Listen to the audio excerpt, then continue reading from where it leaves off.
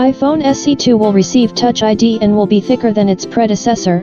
The source: insiders have been talking about the new generation of iPhone SE since 2019.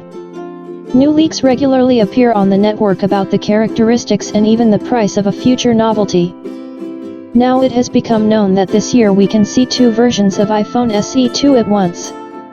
It is likely that he will have frosted glass. The source spoke about the new possible characteristics of the iPhone SE2, which is scheduled for release this spring.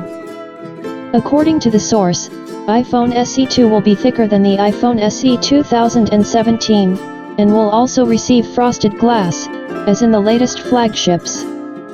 It is also likely that the smartphone will receive a Touch ID fingerprint scanner and one main camera. Previously, there was a rumor that the iPhone SE may be called the iPhone 9. Experts also believe that the iPhone SE may second not be as popular as its predecessor.